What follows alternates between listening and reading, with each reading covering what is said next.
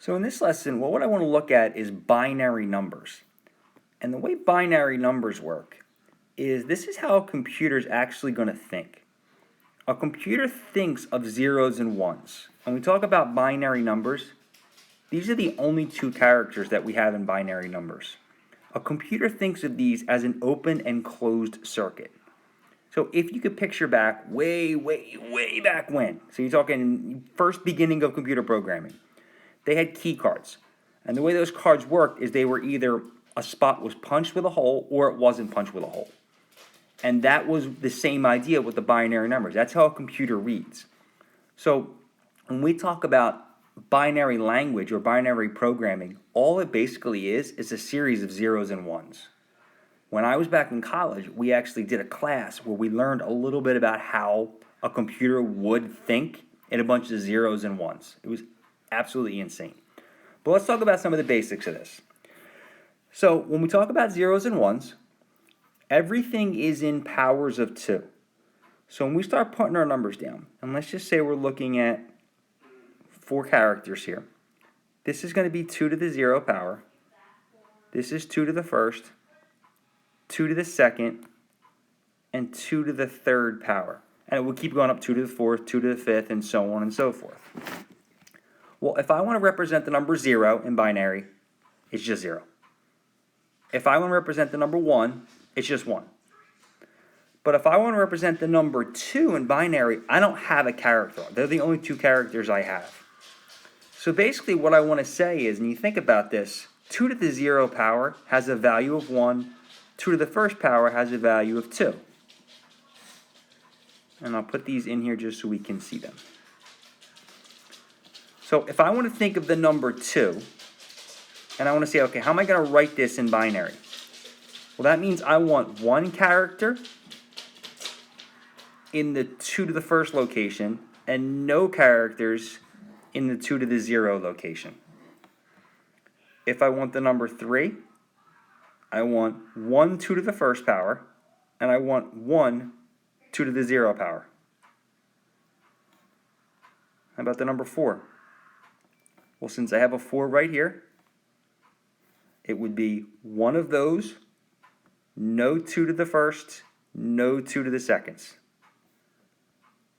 5 would be 1 0 1.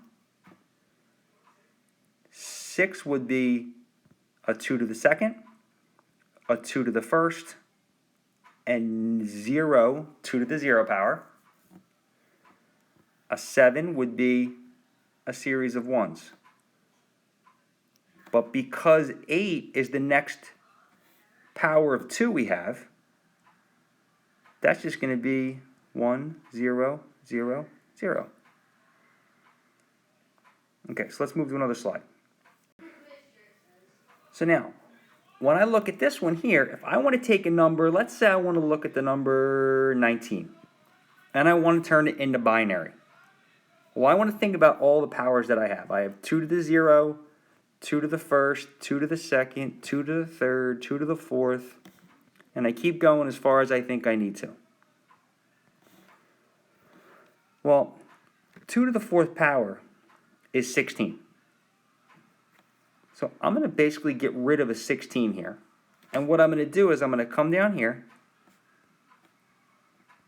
And since that's in the 1, 2, 3, 4, 5th location up, this represents my 2 to the 4th power, or my 16. Well, now I have to account for 3. Well, I don't want any 2 to the 3rd powers. 2 to the 2nd power is 4. Obviously, I don't want any 4s here because I only have 3 left over. I do want a 2 to the 1st power. And I do want a 2 to the 0 power.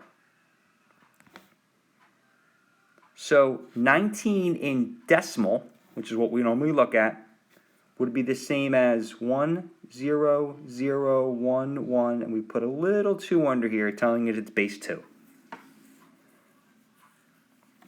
If we look at a number like, let's say, 38. Well, the biggest power of 2 that we have is 2 to the 5th power. So I like to draw out my lines just so I can see it. So I need a 2 to the 5th power. So the last thing I want to look at is, what if a number is already in binary? So the computer's doing its thing, it's seeing its number in binary, and this is one of the sets it's looking at.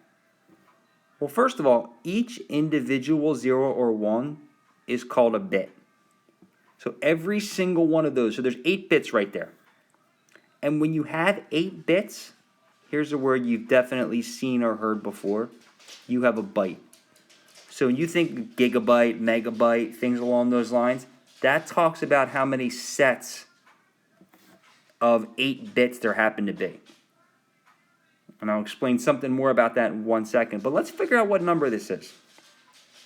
Well, first of all, if we look at the number 1, 0, 1, 1, 0, 1, 1, 0 in binary, we know starting with this location, this is 2 to the 0 power. Well, we don't have anything there. This is 2 to the 1st power. This represents 2 to the 2nd power. 2 to the 3rd. 2 to the 4th, which is 16. 2 to the 5th, which is 32. 2 to the 6th. And 2 to the 7th. So every one of these characters represents 128, 32, 16, 4, and 2. So all we have to do is add these numbers together. When you add these numbers together, you're going to end up with 182, if I did my math correctly. So this is my decimal equivalent, 182. So the number in binary that has 1 byte that looks like that, these are equivalent to each other, with 1 in decimal and 1 in binary. Last thing I'm going to throw at you, a little tidbit. If you've ever seen the game Zelda, I played this a ton when I was a little kid. There used to be, and it might be the case on the new Zelda, I don't know, but the guy could only hold, the little character could only hold 255 tokens at a time.